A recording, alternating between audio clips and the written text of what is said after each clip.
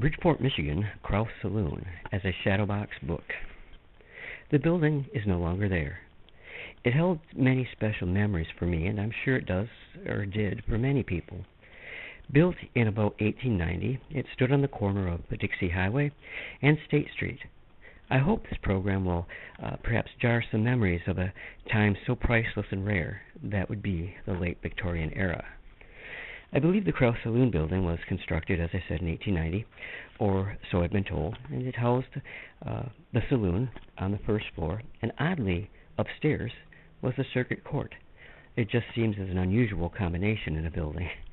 The building housed many other businesses over the years, and when I was about 6 years old, it was a mom-and-pop grocery store called Garshinsky's, and it was last occupied by a real estate firm, which ended up selling it to Rite Aid Corporation so they could destroy it.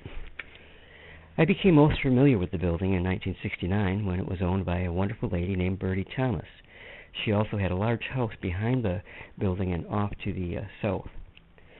In 1969, I was 13 years old, and I loved history, and in fact, I was writing historical articles about Bridgeport for our township paper, the Bridgeport Future, on a weekly basis.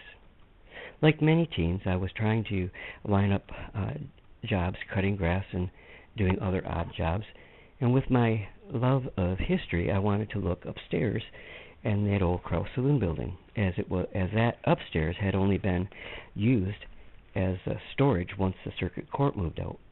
So I figured there must be some historical treasures up there. Well, I approached Mrs. Thomas about doing her lawn and maybe cleaning out the upper floor of the saloon, and she went for it. Ultimately, I traded my time for items that I wanted from upstairs there. I remember she wanted me to start the next day, so she gave me a key so that I could go up there and any time I wanted to. As I am now, back then, I was afraid of heights, and the only way to get into the second floor was an open staircase on the outside, which looked incredibly steep.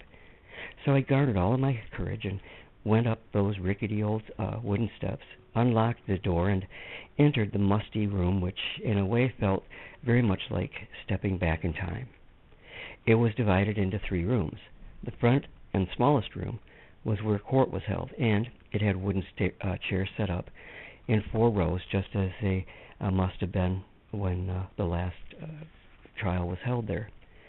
There was a very small room off from this, and it was the jury room, and it had a table and 12 chairs, and I wondered what that last case might have been about and who the 12 jurors were.